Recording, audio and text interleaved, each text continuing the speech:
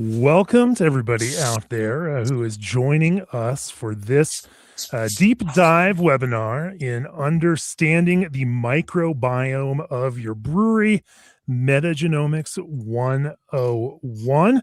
This is brought to you by BioMaru, and warm welcome from them. They're a global leader in beverage quality diagnostics.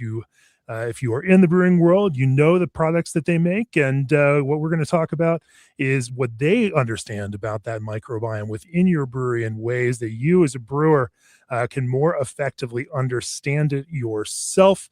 In today's brewing world, there is nothing worse than that kind of microbiome getting out of control and doing things in your brew house, in your fermentation cellar that you don't expect it to do. Fixing mistakes is a costly thing, and in this day and age, with the way that costs have increased across the board in the economy, we want everyone to be operating at the most efficient way. And so joining us for this deep dive webinar, Dr. Daryl Barkhouse. Welcome, Daryl. Hi.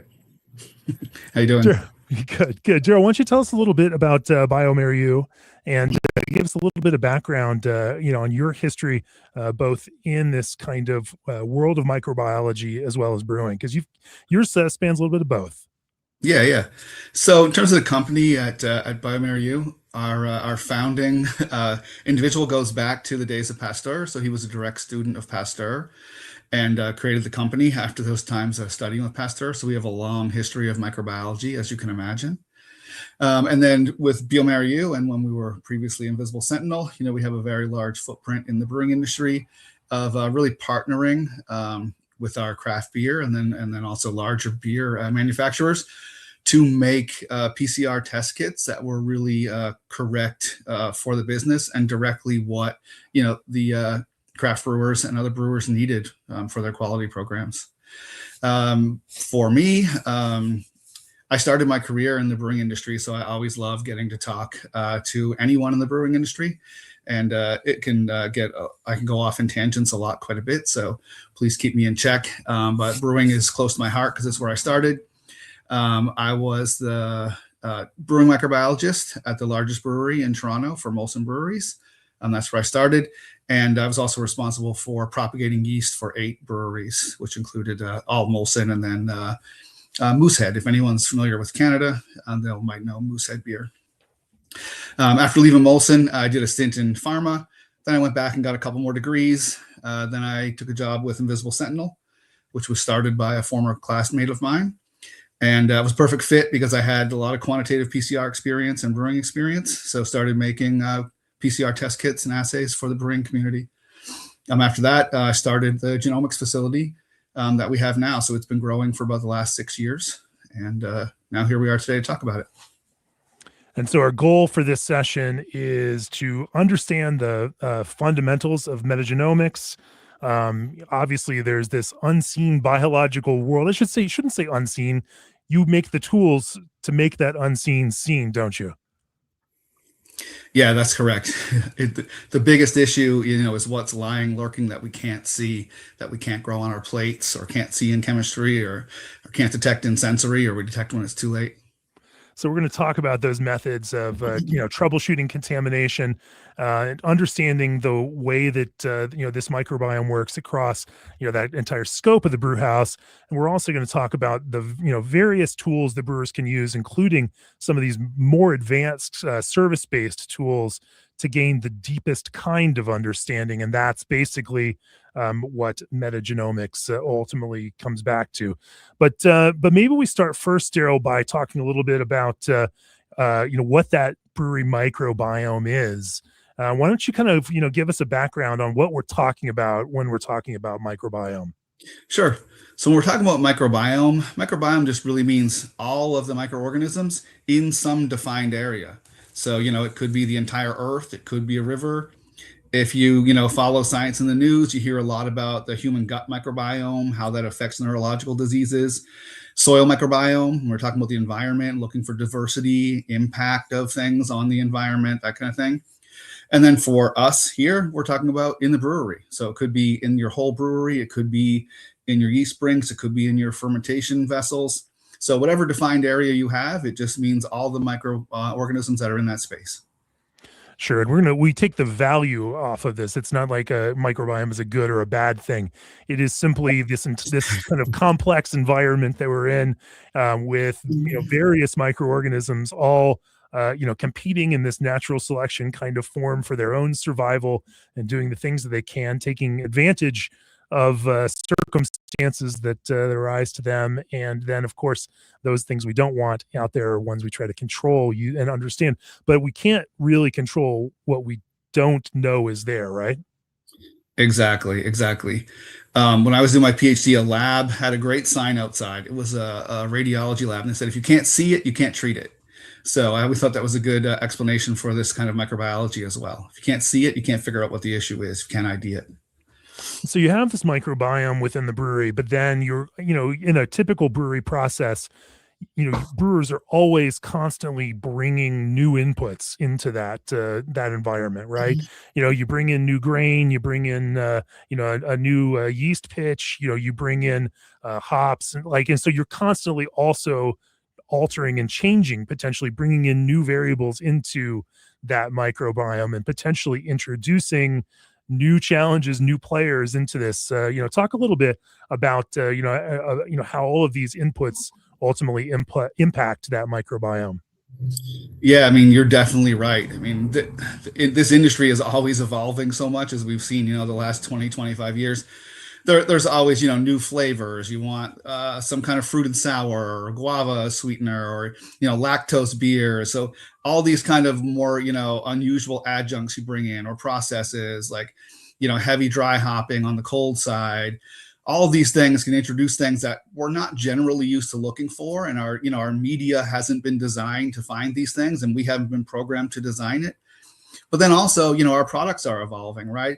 Lower bitterness, lower alcohol, all the things that have helped us for, thousands of years keep beer from spoiling, we're kind of taking away. It's similar to the food industry, where we're taking out salt and sugar. So now things are growing in our ketchup and soup. So it's kind of a similar thing. As our products evolve, so too do the niches that these microorganisms can grow in. So sometimes we're creating these niches that are perfect for organisms we're not familiar with.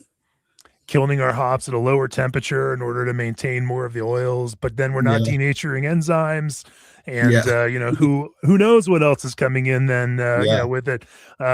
Some of the things that we do for other reasons in a brewery can have some unintended effects, and especially in that kind of scope. But anyway, so let's talk about some of the some of these kind of like general ways that brewers can start to get an idea of what actually is going on in that microbiome in the brewery. We definitely have talked here about what, like that need for some monitoring. I think every brewer out there knows they need to know if there are things in those beers or in their entire environment somehow that are causing some challenges. So let's talk about some of these various methods that brewers can use to gain some understanding of the microbiome itself. Yeah, definitely. And I just want to start off by saying that, we view metagenomics and sequencing and these kind of higher level technologies kind of as an enhancement or a supplement to what we currently do. This isn't going to replace plating tomorrow, right? Maybe in 10 or 20 years, sequencing might come down to that level. But for now, we still need plating, we still need PCR, and we can add sequencing to solve different issues that arrive. So, Jared, I am, when you say sequencing, I admit I'm a little bit lost here. So why don't you explain to me, just what we're talking about when I think brewers are familiar with plating, right? Using media. They're generally familiar with PCR, but maybe you can give a little overview of what those are, and yeah. then maybe describe what the actual process of sequencing and metagenomics is. Okay. Yeah. So, I think we're all familiar with plating. Plating is cheap. We're, generally familiar with it. It gives you a decent idea of what's happening in your brewery. The drawback to plating is it can take a long time, especially for anaerobic cultures. You might have to take, 2 weeks for some weird PDO to grow up. And all that time, you kind of don't know what's going on. Logistics is wanting to clear the warehouse, all of these things. So things are piling up. So plating can suffer from that. And also, it's estimated about 98 to 99% of what grows in a manufacturing environment cannot be grown on standard media. And it's the truth. So just the things that are out there that we don't know about, we can't grow them. And so we're missing them. So you can get false negatives. This is how, you get products spoiling out in the market, but your plating was all clean for that week or that run or, that month. So plating does have drawbacks in that area. I think, and then you've got the specificity to media, right? That plates can only grow certain things, and so now in order to find all of the different things, like you're not making lots and lots of plates for stuff. Yeah, and I think everyone knows, like, which LAB plate do I pick? Do I pick all 6? Do I pick 3 of them? Do I pick 2? And that just tells you that not any one of them is really great at capturing everything. Okay. So when we think about PCR, the inclusivity and exclusivity on PCR is very, very good, right? And that's because we're targeting specific either species or genera. So although the specificity is really good and we're excluding everything that is not that target, it's a very small target group, right? So your plate, you might say, okay, it's lactic acid bacteria on here, but your PCR is going to be tighter than that. So you're not going to be able to see as much. So you have to know your target, and that's all you're going to find with it.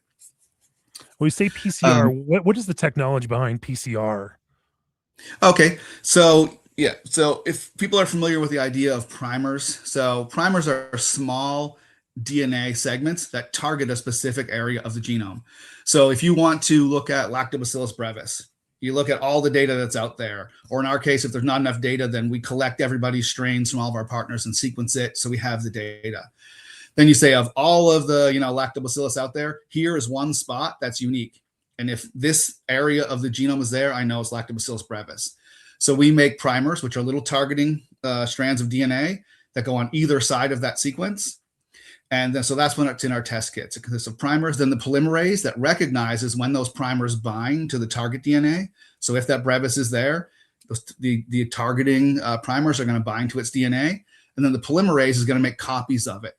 So now, like, no one can really see one copy of a genome or of a target sequence. But once you do polymerase chain reaction, then you get 10 billion copies. And then that's very easy to identify.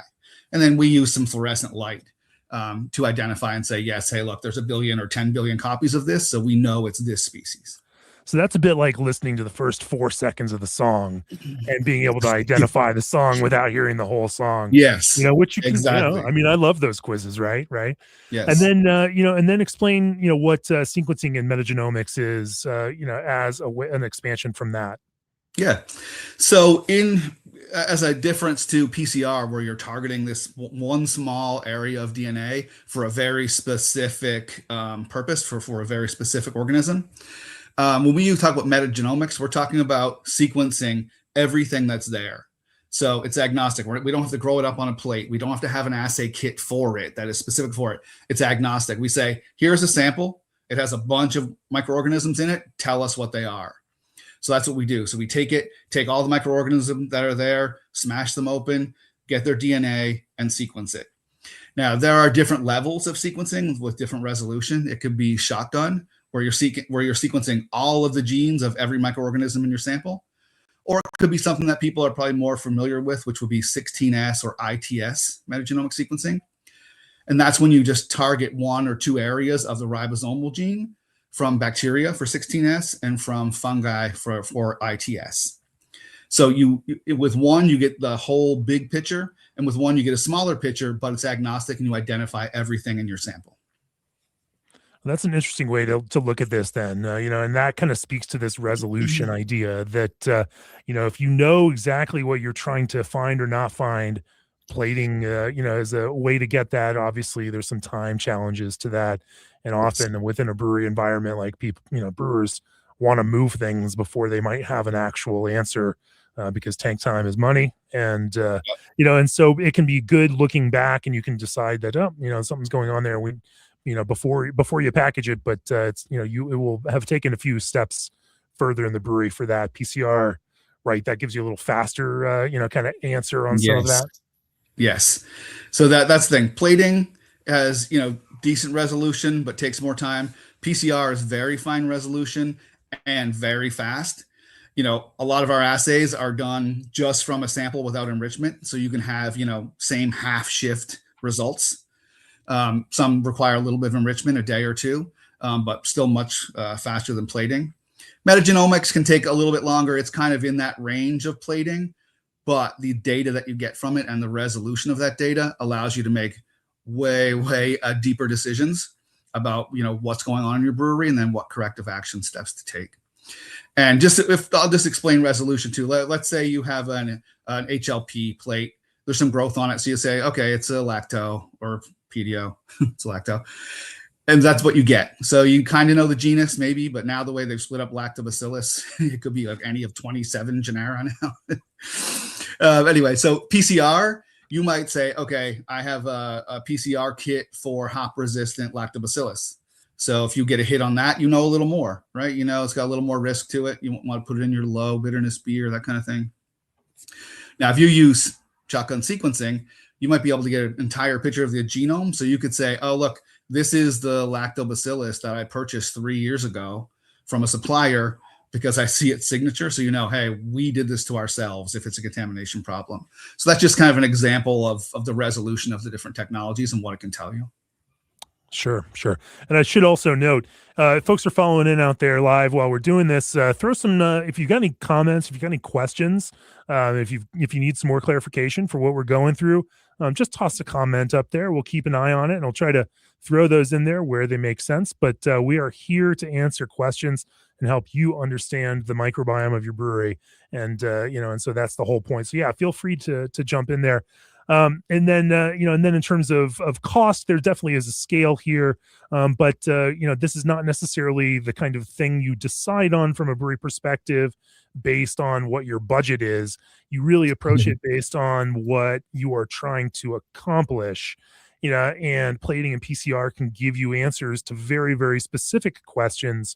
Whereas that sequencing and metagenomics approach can help you, it's almost like, it's a bigger map rather than, just, an answer to a specific question.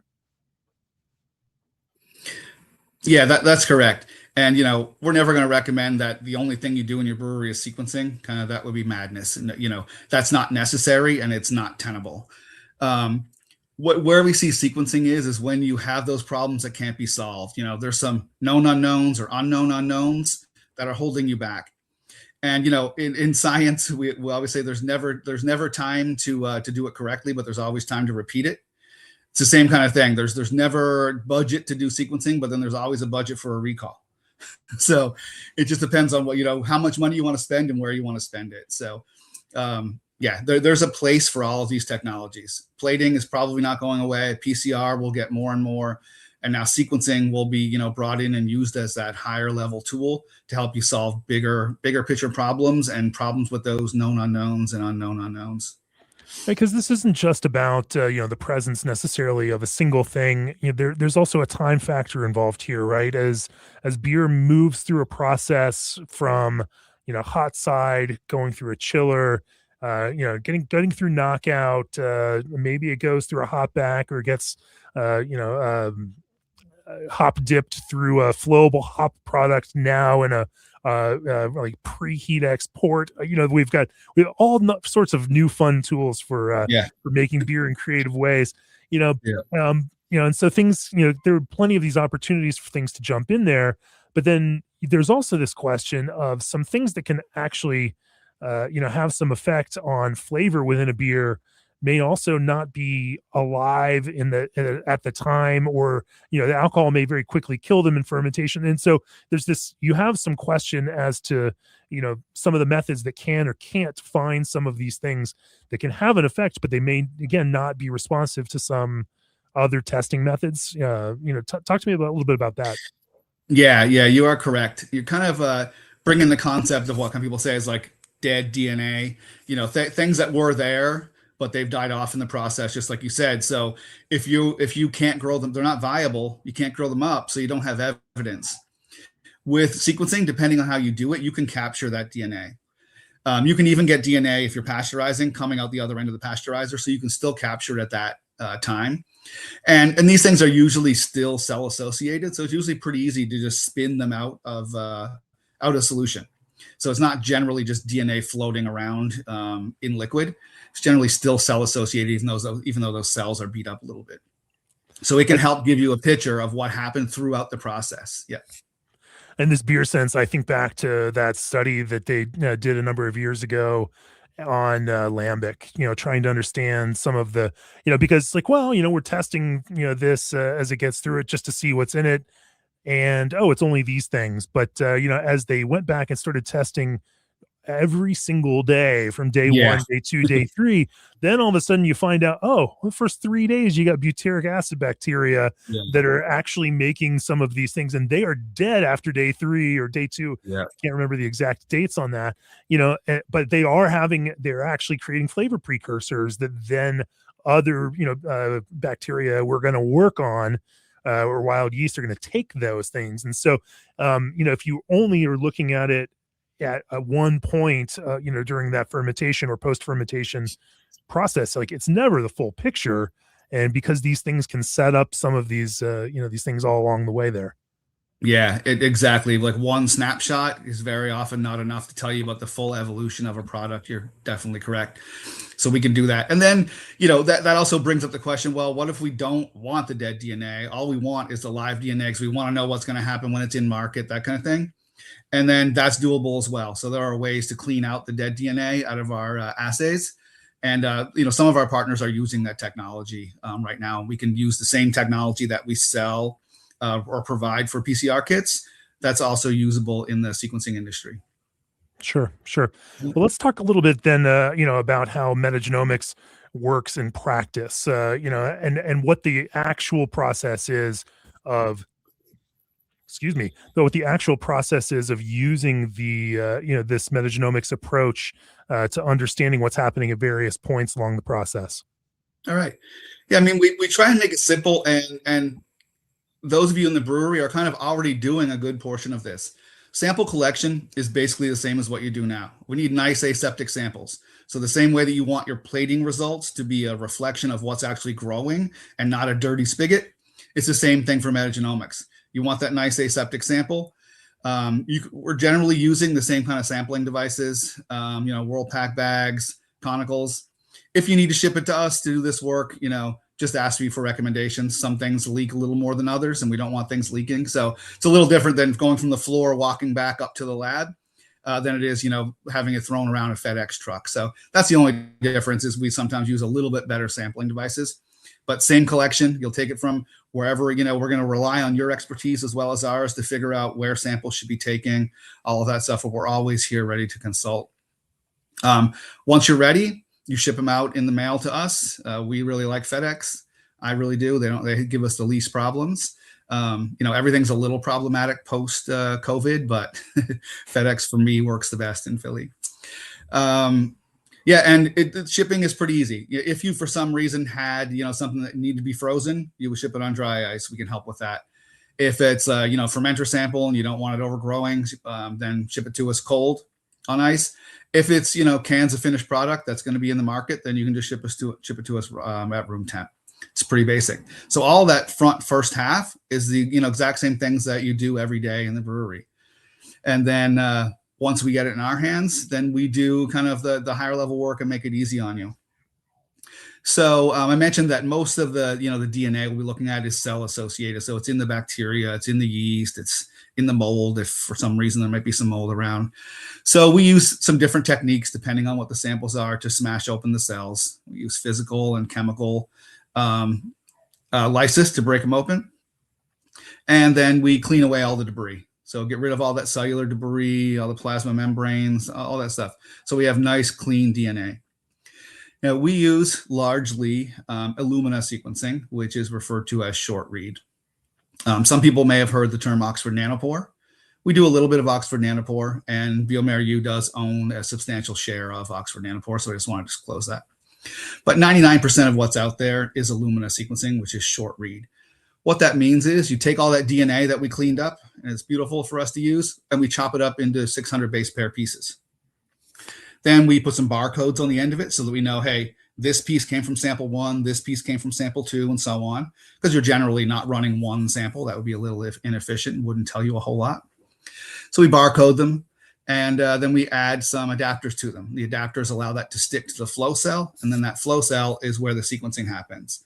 So sequencing is basically just repeated PCR with an output that measures, hey, I added a C or I added a T or an A or a G at this point, and it builds the sequence that way. It's called sequencing by synthesis. The reason it's about 600 max with the older platforms is that's about how long the polymerase can be reliable. With the new Illumina platform that was just released this year, they're looking at 1,000 base pair. So now you can start getting in better resolution and start kind of eating into that Oxford nanopore space of longer reads. So Illumina is constantly evolving and trying to get longer and longer reads.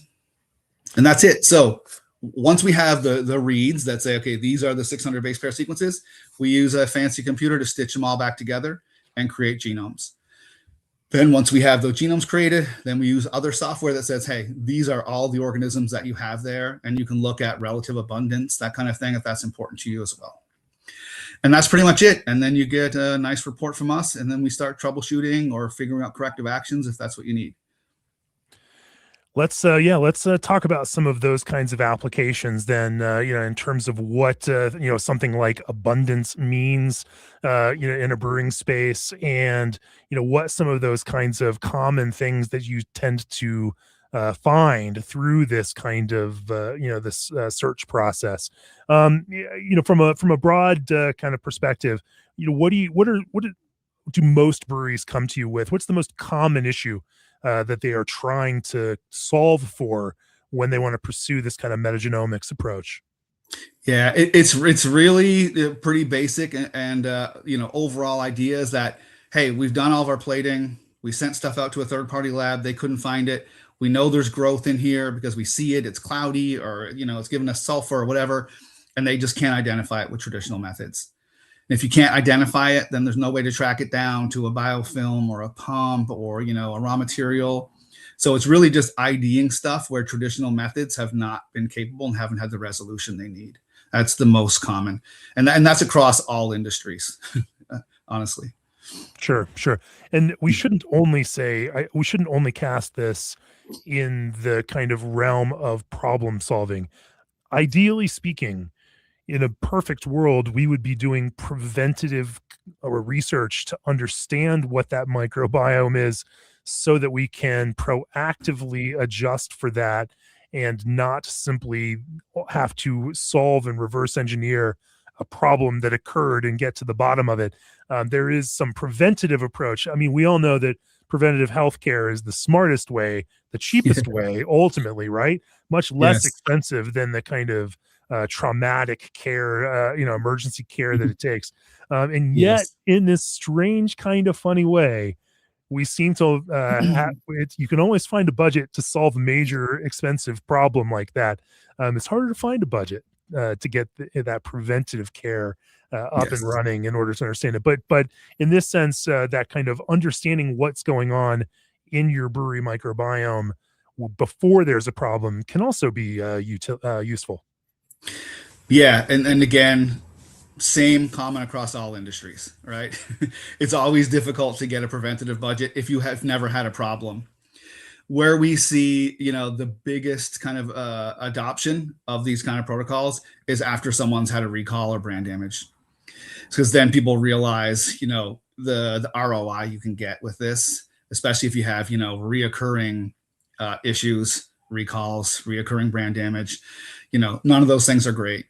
So if you can get, ownership or leadership on board with preventive without an issue having popped up, then that's great. More power to you. It is difficult, and it's not, it's understandable. That's the way business works, and it is across all industries. But it is very helpful, and we'll talk. I can talk a little bit about that kind of preventive monitoring in a later slide here. Sure. When I think about this, and when I think about the kind of impact of metagenomics, I think about something like that. The Bourbon County Stout issue with lactobacillus acetotolerans back in, I think it was 2015 when that hit, and all of a sudden an organism that they didn't know could exist in that high alcohol environment ultimately ended up spoiling significant amounts of that batch, created an entire recall a very, very expensive problem that they had to solve for. But of course, and that acetotolerance did not grow on any of the media that they're using to test with, and so all of these tested clean using typical methods, and yet there was still this extraordinarily expensive recall at the end of it, because you take all those barrels, you put them in much larger blending tanks, and then all of a sudden, whatever might have spoiled one of those barrels, Yeah. 55-gallon spirits barrels, is now spoiling an entire 100-barrel or 100 barrel tank that they're blending in. Like, all Yeah. of a sudden you got a major problem on your hands. But something like metagenomics is designed to help you understand all of the other things that you might not even know that you were necessarily looking for at the time. Yeah, correct. That acetotolerance, it kind of falls somewhere depending how much insight you had at the time, but between a known unknown and an unknown unknown, and that's how they come up and kind of bite you, and cause those issues. And the other thing with the craft industry, in the pursuit of these amazing kind of artisanal products, we're creating these niches, right? So they created it. We're always, you alluded to it earlier, we're always creating new niches. And so metagenomics is a way for us to keep on top of that. If you're going to bring in a new product to your brewery, say you might going to co-pack or produce for someone else, or just change up a product to something you're not used to, it's always a good idea to do a survey of your area, see what's lurking there, and then understand that industry, because there could be things that have never affected your brewery, and they might even be house character for your beer, but then you change up your product, or you bring in another person's product, and it will completely ruin the flavor. So metagenomics is a really good way to get ahead of it, so that you can validate that process is going to work and not cause you headaches on the back end. So it's a very good way to get ahead of those things and kind of be visionary. In terms of places in the brew house and then the cellar that typically become problem inducing, or I should say environments that harbor some potential or have a higher prevalence of harboring some of these challenging microorganisms, from your perspective, what are some of the major culprits that you've seen over the years? Yeah. So, depending on the size, of your manufacturing facility, of your brew house, it could just be common CIP shadows, from your manhole entry points. If you don't have someone jumping in there and hand scrubbing them with, a green scrubby, that could always be a point. You may have, if it's an older facility or if you've done work, you may have dead legs, and you're like, okay, well, that dead leg is shorter than 2 times the diameter, so it's not a problem. Till you go and look at it and you're like, oh, there is a biofilm in there. It's a problem. The math says it's not, but the microbiology says it is. We see things that you can only find them in drains and never find them anywhere else in the brewery, but they end up in the product. So, it's really, really dependent on the facility and just how the operation runs, but it's all the common things. It can be flexible hoses if you use it. It can be dead legs. I had issues where we were kind of victim of PLC brewing. The PLC said the solenoid opened, so it opened. But when you go and put your hand on it, there's no click. So there's all of these things, and metagenomics can help you kind of validate and verify those things. So anywhere there's a process that's supposed to work, or a pipe that's supposed to work right, there are things that can fail, and it can harbor microbes. What is biofilm? You've used that term a few times. I just I'm curious and also, what is a dead leg? When you say that, what do you mean? Oh, so like a pipe that doesn't flow, it comes to a dead end, and so you get weird eddies and stuff like that, and you don't get a full CIP. The CIP can't Oh, it might. flow So it's like through it. a T where you've blocked the T off or something, and then now Yeah, you've got this little yeah, cavity along rather than that smooth pipe for the yeah, CIP. yeah. So if you've never had dead legs, then you are seriously lucky. I applaud you, because they can be a nightmare. But then biofilm, just Yes. what is biofilm? So one biofilm is really, it's a kind of a layer of microbes where they've protected themselves. So they've produced some kind of glycoprotein or proteoglycan or something where it forms a protective layer to protect it from your CIP process and your sanitization. And then the really tricky thing about biofilms is very often it takes very, very few microorganisms to create that biofilm. So you can just have these tiny amounts sloughing off over time that you're never going to catch with your plating. And that can sometimes be difficult even with sequencing. And so you might use an enrichment protocol there. But they're really things that are kind of protecting themselves from your CIP. And then so when they're protected from CIP, you can't sanitize against them. So that's really it. And they can be low numbers and they're very hard to detect. We had a question come in, about the impact of sequencing in the NA space. In the alcoholic beer space, you have this added layer of protection in that alcohol will kill a lot of these or any of the uh, potential pathogens that could harm human health. Yeah. That doesn't mean that's going to protect from off flavors and things that might cause product recalls. But then we start talking about the NA space and the stakes get even higher, right? Because without alcohol to provide that kind of protective layer, it needs that packaged NA beer has to be pristine in a microbial sense. Yeah, you're right. It's a very low, large added risk. I was lucky when I worked, in the microbrewery space, we made 1.5% product and we pasteurized it, to death. So, it wasn't that big a deal for me. It didn't become a headache, but in the NA space now, it's booming and there's a lot more risk there. So metagenomics can help you kind of identify if any of those risks are there. And then, once you know what might be there, you can also look at processes and probiotics and these kind of things. I mean, brewing yeast is a probiotic, right? By definition, because you use it to suppress everything else in the fermenter, right? That's why you want rapid growth at the start. So once you know what's there, then you can, work up your corrective actions or your action plan on brewing. But if you don't know, you're kind of always going to be shipping your stuff at risk if you're not, sterile filtering or something. Another potential application for this is especially understanding what, we're seeing more and more brewers, especially, like even in the IPA space right now.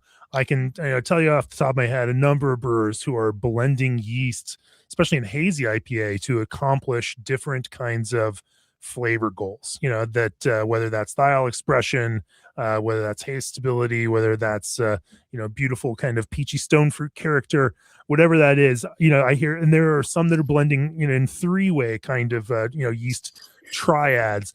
And of course, yeah. Understanding then how those blends of yeast stable or don't stay stable over time can be an important use of this. Again, you're not just talking about presence, non-presence.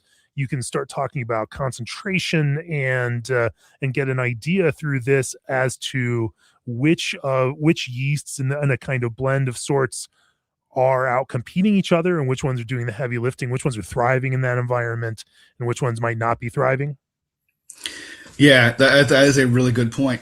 When you're looking at yeast blends, like you said, is happening more often now, you kind of have to rely right now on sensory. You say, okay, after we repitch this 6 times, our sensory starts to get off target. So we know, we can recollect this 5 times and use it. But you don't really have like kind of better hard data to go on or know, why is the sensory off? Is one thing outgrowing the others? So if you use metagenomics and you have signatures for each of those yeasts, you can track over time. So you can look at your Gen 0, your Gen 1, 2, 3, 4, however many pitches you want to go and say, look, this is why the flavor's off. And so, it's theoretically possible that you can repitch some elements. If you say, okay, component 1 is kind of outgrowing 3, then when you recollect on the 4th thing, you may have had like a prop tank with a small amount of number 3 in it, and you repitch and mix that so you can keep going. If that's more economical than starting over, which, I would think it very well could be. So yeah, definitely, that is a good use of it. Yeah, let's not throw out expensive beers that you've thrown a whole bunch of Whirlpool hops in on, and and certainly not that you've started dry hopping, because then you're just flushing money down the drain at that point. Nobody wants that. Sure. Well, let's talk then about the kind of benefit, because this is this system, metagenomics, is built to work within existing brewery quality systems and quality departments. Yeah, definitely. So like I said, this is not a replacement technology. We're not going to be replacing plating. We're not going to be, usurping the space of PCR. Those things have definite big advantages. We want to supplement or enhance your quality program. with metagenomics. It gives you, that ability to detect the whole range of contaminants are there. You don't need to target it. You can find those, if you've heard the term VBNC, viable but non-culturable, those would be your known unknowns. So all of that you can find, right? So you get a really good picture of the complex microbiome of your brewery, which is a lot, more than you can get with plating and PCR.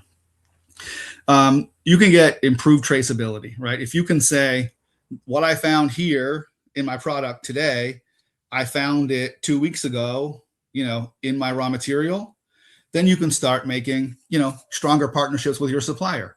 You can go back and say, hey, look, like this isn't on the C of A, but we're finding it. So can we work this out? And, can we help you make a better product so we can make a better product? If it's, a little more insidious than that, you can say, hey, look, this guava you gave us was full of this bacteria. It destroyed things. Can we get a little money back? Can we change the process? So those are the kind of things. You're saying that aseptic puree might not be as aseptic as they claim from time to time. Yes, it's as aseptic as the C of A says it is, right? Just about. Sure. Yeah. Okay. Yeah. And then, cost savings. This is a big one, right? Because if you're trying to explain to your leadership what the ROI on this is, you got to make a big case because, it's not a $2 plate and it's not a, whatever you pay for a PCR assay, which I should know, but I don't because I'm not in sales. It's not $20 or $40 or $10. So you really got to make your case and show that ROI. And it really is the tool that gives you that bigger picture. So when you have a small problem arise, you can get your corrective actions, figure out your game plan, correct it so it doesn't turn into a bigger problem over and over again. And that's really one of the great qualities of metagenomics and sequencing is really giving you that big picture and be preventative and have that insight.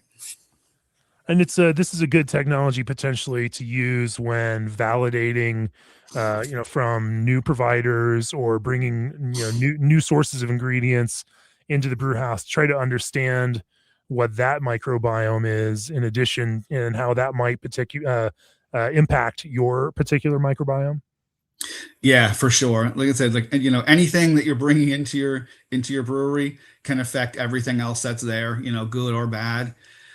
So yeah, knowing it, like I said, if you're bringing in new products or you're creating, different wort streams or hops or adjuncts, this is really a way to validate ahead of time that you're not going to be seeing any problems because you really want to know. Or if you can, create problems, you want to know and be prepared to solve them ahead of time. So, just because you see something pop up that's bad doesn't mean that you can't do it. Just means you got to have a game plan. One other nice area that I like it, and especially on ROI, because it's cost savings, is let's say you have a problem, you can't pinpoint it. Like, what do? You bomb the whole brewery, right? If it's a big problem, you just bomb it because you just bomb it and hope you're going to get what you needed. If you're using metagenomics, you can help pinpoint so that you're not shutting your whole brewery down for 3 days or 4 days or a shift. You're saying, hey, look, we have to, close off these 4 vessels or close off this kettle or whatever. You can pinpoint things. So you do targeted remediation without shutting down your whole operation. And then also just wasting all those chemicals, right, that you're using for your CIP if you can do targeted. So you can get a really big ROI that way when you have to go and clean up after an event. And it goes without saying that the cost of this tends to be far, far exponentially less expensive than product recalls, not just in terms of replacing or refunding that product, but also potentially the damage to brand that can come from some of these high profile recalls that you've seen out there. I mean, I think we live in this, this trust environment, right? Where, brewers are making the most high trust product out there because it's something that people put inside of their bodies. There's nothing more intimate than something people put inside of themselves. And so having that trust in the quality of that production is like, it's so much more important even, than the whole cost issue, at play here with recall. The idea that people may not trust you as a brand to make a high quality product that's going to be safe or correct for them. Once that trust is gone, that is the most expensive thing, to potentially rebuild with consumers. Yeah, definitely. It's such an important relationship. And I mean, you've been in this industry a long time. When you talk with people in the brewing industry, you can tell that we make products that our friends and family will consume.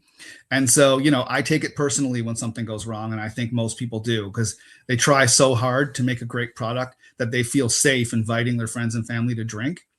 And so, it's difficult when things go wrong. So this is a really nice tool to give you even more confidence so that the products you're producing are safe and you can continue to, build that relationship and not have damage done to it because it is the most important one. You're right. Then, another thing that this can be used for is understanding, say water in the brew house, right?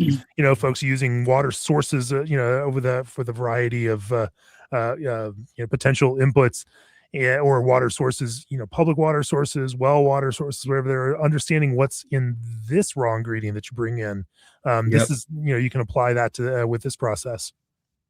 Yeah, definitely. This outside of, doing the PCA plates or some coliforms, we generally don't do a whole lot, of microbiome water, do a little bit of chemistry. But there are so many things that can change, right? Just the time of year change. If you're not on city water, if you're on wells or whatever, but even if you're on city water, the time of year can change. You get water main breaks that allow big slugs of soil in. If you're in wells, like things change, pHs change, the amount of clay changes. All of these things can affect the microbes. You can have, metallo loving organisms that start to grow different times a year. You can have thermophiles, right? If you have hot water processes, you can create a niche for thermophiles. We're not generally looking for any of these things with standard media. So if you're seeing problems, that you think is in the water, but you can't tell, then it's a good place to look, and it's a good place to use metagenomics to solve it. Thermophiles. I'll tell you, my microbiology vocabulary is growing by leaps and bounds through this conversation. Well, maybe Yeah, let's take stuff that makes it through your pasteurizer. and we can get into like nerdy microbio questions, in a minute here because it does sound like some folks do truly want to get in the insane weeds with you on this. But say a brewery out there that's watching or listening to this wants to get involved with metagenomics. Talk about the kind of investment that you guys have made, and what that means in a practical sense, and how what you all have now built in order to provide this service and this partnership with a larger number of breweries. Yeah, sure. So we were formerly in University City. If anyone's familiar with Drexel or Penn, we were nestled right in between those two. And then last year we built a three times larger facility in deep South Philly in the Navy Yard, right next to the Super Bowl champion Eagles Field. So it's a great place to be, but it's difficult to get in and out when there's a game. I'll tell you that. It's a good day to work from home when that happens.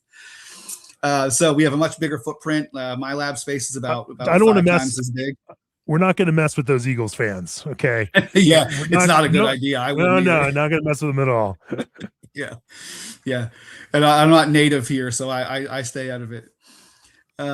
Okay, yeah. So in our facility, so we do metagenomics. We do shotgun metagenomics. We also do whole genome sequencing, which there could be some applications for in brewing. If if you want to know, hey, this is my exact yeast I started with 100 years ago, we could tell you that. When I was at Molson, we had those claims, so it would have been interesting then if I had this technology. The other thing is, so if you come to us with an issue and we don't have another assay, or the industry doesn't have an assay for it, we can partner with you to make you a custom PCR assay. That's a big portion of what we do, and that R&D lab is adjacent to mine, and it's much bigger than my lab. There's a lot of great scientists in there. So at this location, we're really focused on being partners with industry. It's the only way that we can really serve people. Like, we don't want to be an assay or kit supplier. We really want to be a kind of a solutions partner to work out problems together. So that's what all the people in this building, there's about 50 of us, that's what we're focused on. Daryl, you want to help brewers see the whole picture, don't you? Yes, we want to help everyone see the whole picture. See Like, the whole picture. yes. But in this sense, that metagenomics approach is very much a partnership, based thing. Like you are, it is not something you're just trying to sell people. You're trying to, be problem solving partner along the way. Yeah, it's true. Like I said, I'm not a salesman, but I believe in all these products. I know how they can help brewers. And like I said, brewing is close to my heart because it's where I started in this whole industry. Sure, and you know, in that sense, you know, like you know, if you've got an issue, or if you just want to explore what those kinds of preventative opportunities might be, you know, it's easy to reach out, and I think we'll throw out here in the chat some ways to do it. And of course, the last slide that we have here certainly has links to pop back and check out all these ways to get in touch with the BioMeriU team. Yeah. Um, And, but and you can, oh, sorry, go ahead. no, good. Yeah, and you can always reach out to me directly, and also you can reach out to your sales account manager because we work as a team to make sure we understand your problem and we can help pick the right technology that we think will help solve it for you. So reach out to any of the team, and we will get you to the right place. And again, we can take some nerdy questions on, you know, that from brewers out there that want to pick Daryl's brain. But you also want to share something that is pretty fresh. In fact, this is kind of a preview of what you all are going to be rolling out very soon into the market for brewers to kind of add more power, helping them see even more of that whole picture. And take some of that control into their own hands. Again, this is still fresh and new. You know, there's still not a lot of data around it that you know, that is public, but you just wanted to throw a little tease out here. Yeah, so I alluded to it, before that we want to make this approachable. I think the workflow is approachable, especially for those in the brewery that have been doing this a long time. But on the back end, sometimes can be a little bit nebulous, right? A little bit difficult to digest, especially if you're not a nerdy scientist. So if you want to start taking these kind of complex data to your leadership and ownership, people who aren't technical scientists, you really need a good, simple, and robust way to do that that has a big impact. So in the last year or so, we worked to acquire a Brazilian company called Neoprospecta. They are a sequencing company. It is all they do. And they specialize in 16S and ITS metagenomics sequencing. So they have a whole process and pipeline.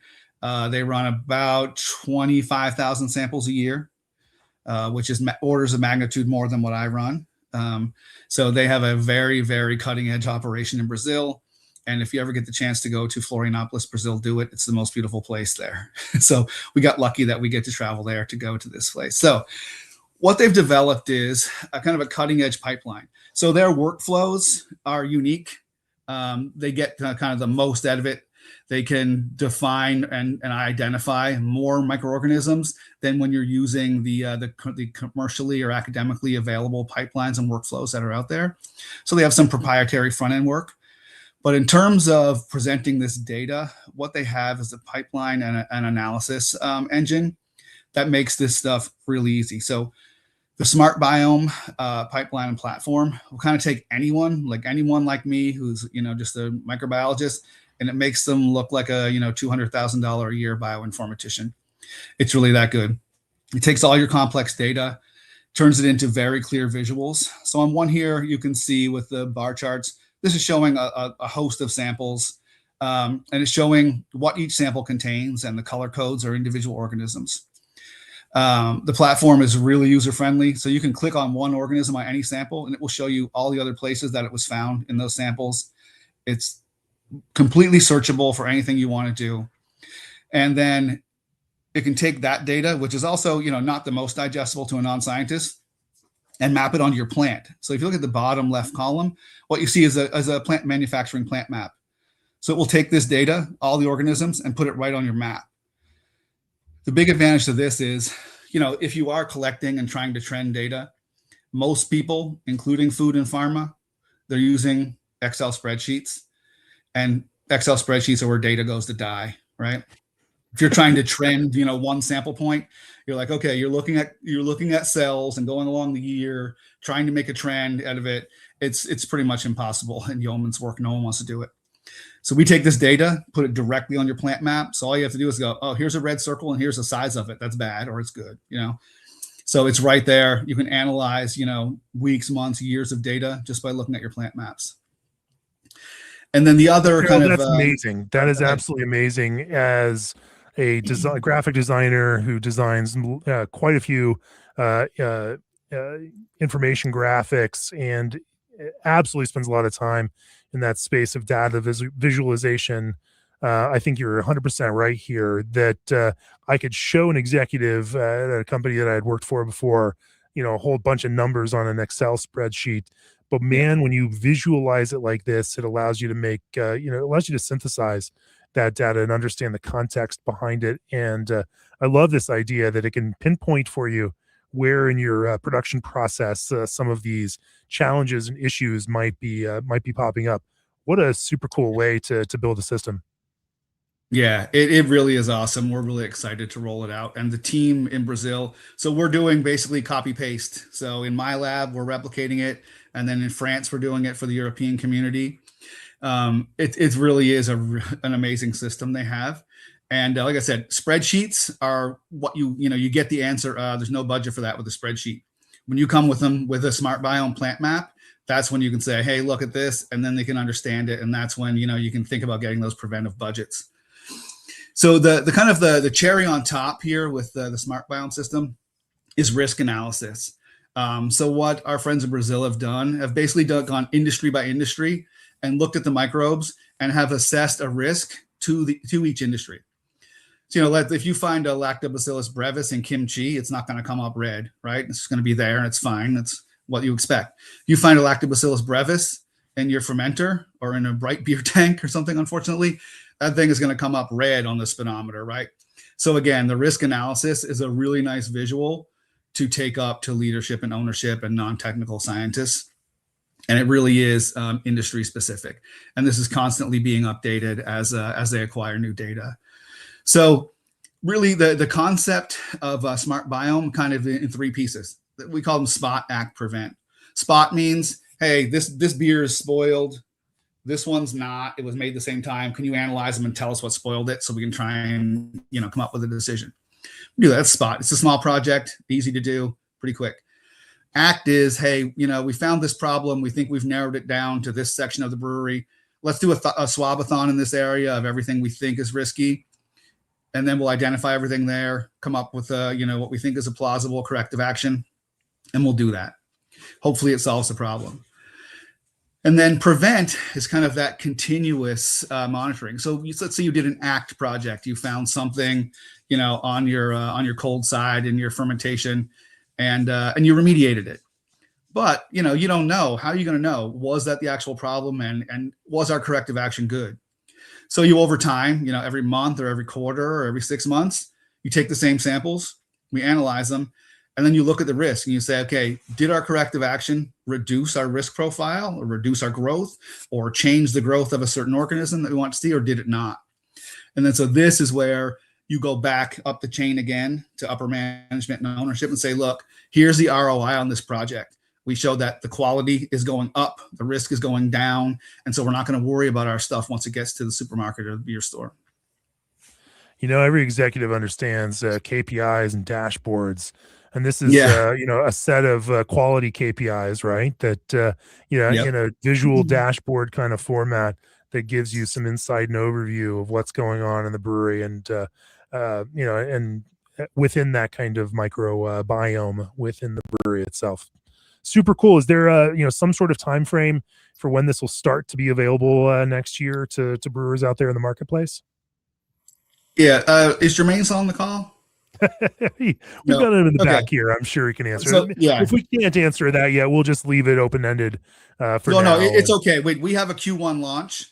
I just wanted to see if Jermaine wanted to give more details. But yeah, so I've been tasked with having our lab ready by December 31st, which I'm working on right now.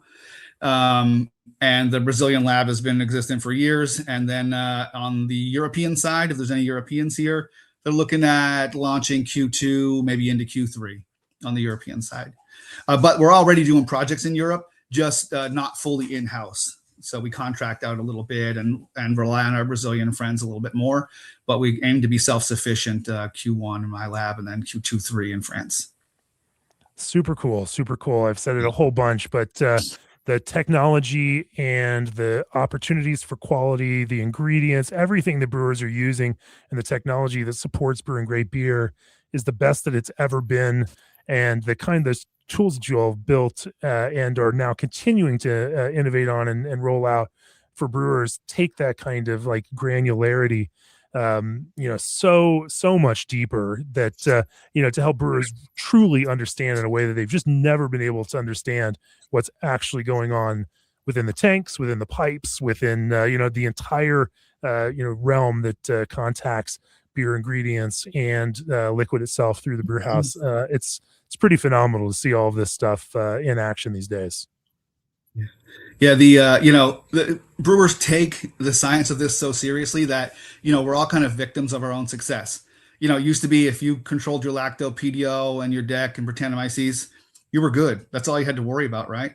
But then as we got better and better at things and diversified and, got more and more intent on quality products, you kind of open up yourself and create these niches and other more complex problems that we need more complex tools for. But it's all in the name of producing, higher quality products. So it's really exciting. Well, because the microbiological world is not static, right? Like it's not like it just exists and it's never changing. Those same microorganisms are evolving and developing tolerances and building survival mutations or giving them different kinds of abilities, and they're becoming different things, and it's constantly a constant process. And so in this sense, like, you can't stop doing it just because you think you got there. Everything wants to thrive and survive in the world, right? And all of these organisms want to promote their own existence. And so it's just staying aware of how all of these things are moving, and that kind of entire dynamic system is just incredibly important. Yeah, definitely. Nature abhors a vacuum, and when we if we give into our narcissism and think that we have problems solved, that's when stuff comes back to bite us. For sure. And it is amazing how quickly these things evolve. I mean, in the lab, we make the lacto evolve by doing serial dilutions in higher hops. It's how we keep high hop resistant strains available to study. So it's very easy for these things to evolve. Oh man, you guys are genetically promoting super lacto in your own laboratory. It sounds dangerous. Well, yeah, there are some assays that require it. We need to be able to track it, but yeah. The most hop tolerant lacto. Well, I'm sure there's some brewers out there that would love to take some of that off your hands to try in some of their beers just for fun. And it's more, it already existed, but over time, if you passage it, it loses its resistance. So we're just trying to maintain it how it was when we received it from a brewery. Sure. So yeah, we're not Island of Dr. Moreau creating monsters. Thankfully, those lactobacillus are easy enough to keep under control. So you're not worrying about them going too rogue here. And of course, all of this applies to non-beer makers as well as beer. And in fact, as we mentioned earlier, in talking about NA beers, in that kind of space, without the alcohol present, some of this understanding is even more important than it is even in the beer space. And of course, it's incredibly important in the beer space itself. Well, I think that kind of brings us to the end of the structured portion of this deep dive. We did have a question where Hunter wanted to get nerdy and ask you how you process a sample to exclude non-viable cell DNA. Definitely a niche question that I'm kind of wondering what he's even asking there. Oh yeah, sure. So if you're familiar with our PCA assay kits, we have a viability kit add-on, but you can look these things up. If you look up PMAX treatment, basically you treat with a chemical that cross-links DNA. So you treat it before you smash everything open. So dead cells will be permeable. So this chemical can permeate through the membranes, bind to the DNA, and cross-link it. So then once you smash everything open, this DNA is immobilized. In order to sequence and do PCR, you have to be able to melt the DNA strands apart to amplify them and sequence them. When they're cross-linked, they can't melt, so they're invisible. So that's it. It's pretty simple. It's just a chemical that's permeable for dead cells. If anyone else has some microbio questions or biome or metagenomics questions, throw them out there in the comments. We are watching them, and they are coming in from whatever platform that you use. I don't see any other fresh ones here. But we'll hang on here for a second and see if anyone has. Daryl, are there any other kinds of interesting things you guys have learned in doing some of this testing with metagenomics for brewers out there? There are you have employed this for a number of brewery customers already, and obviously we're not going to name names, out of confidentiality for them. But there are some things you picked up from here and there, learning by doing this testing for brewers. Yeah, well, can I give you a brewing non beer example? Sure, of course. So yeah, so we had a brewing Fermentation customer is fermentation, Daryl. It's all yes. welcome here, no All matter right. So what you're yeah, fermenting. we had a fermentation issue. So, the world of kombucha can be a little bit mysterious and nebulous and potentially risky when you don't know, what your culture is. You don't know what your mother and baby is made out of that you're using. So we had a customer that decided that they would, look at the constituents they thought were important for their kombucha and create a synthetic culture, a mixture of those. So they did that. They were seeing inconsistent quality after repitch. And so, they couldn't figure out, it's a mixture of bacteria and yeast. And if you're plating for bacteria and yeast, you kind of don't know how much of one, how much of the other is there, after you've recollected it from a fermentation. So we did a study with them, collected samples over time. And what we saw was that a couple of their main components of their fermentation mixture, their synthetic SCOBY, were disappearing after Gen 0. So at Gen 1, 2 of the 4 components were going away. So that was why they could not get consistent quality. So something like that can be a very simple fix with metagenomics, is just IDing that relative concentration of each organism. So as long as you can get a signature for each one, you can tell. And with plating, you can't really tell. You're like, okay, it looks like a yeast colony, it looks like a bacteria colony, but that's about all you can get. So metagenomics can really help you with that relative abundance. And that was a very big problem solved by a pretty simple metagenomics project. And this is the thing where the ROI is immense when a project is in the hundreds to thousands of dollars, and then your impact is tens or hundreds of thousands of dollars. For sure. Any more questions before we wrap this up? I don't see any in the chat. We've given everyone an opportunity. And anyway, so thank you so much, Daryl, for sharing this perspective on understanding your biome and microbiome in your brewery. And then, of course, using metagenomics to get an even deeper understanding, to see the whole picture, right? The whole picture. And, and then, of course, before we go, if you want to see that whole picture, you can follow the links that are out here in the comments, in the chat. You can snap a picture of this QR code on your phone and take it right there, take you right to them. And let's see, it looks like, we actually, we had a homebrewer question out there, Daryl, before we wrap it up. For a homebrewer with access to a PCR machine and a DNA sequencer, because we have homebrewers out there like that, is there a kit for them to test their own ferments? So for not a lot of investment, you could do PCR testing if you had a reason to do that on your home brews. Sequencing is not so approachable. There used to be a machine that was around $20,000, but they've discontinued that. So kind of your cheapest aluminum machine is going to be outside the range, I think, of a home brewer. A long read sequencer from Oxford Nanopore could be in the range, but the accessories that you need and the kind of cleanliness are things typically not seen, even in a small craft brew house. So a home brew, it's probably, a stretch, but that's not to say you couldn't take the samples and send into a third-party testing lab. But if the person wants to contact me, I can give, more details, but it's still a little bit unapproachable, like to that, that level, to home brew and even small craft brew. It's still a little bit of a stretch. Sure. Well, if you've got more questions, reach out to Daryl directly, reach out to your rep at bioMerieux. Click on the links that are shared out here in the comments, take a picture of that QR code and follow it. And you can learn more about the microbiome in your own brewery. Daryl, thanks. I think we'll bring that to a close. Thanks for everybody who is joining us out there live. And if you weren't watching us live, then thank you for tuning in and watching the recording of this out there on all of the platforms. Daryl, it's been great talking with you. Cheers. Yeah, thanks for letting me in. And I appreciate everyone's attention. I know how busy everyone is in the middle of the day. So thank you for joining in. Let's help make everybody make better beer. Yeah. All right. Have a great rest of your day, everyone.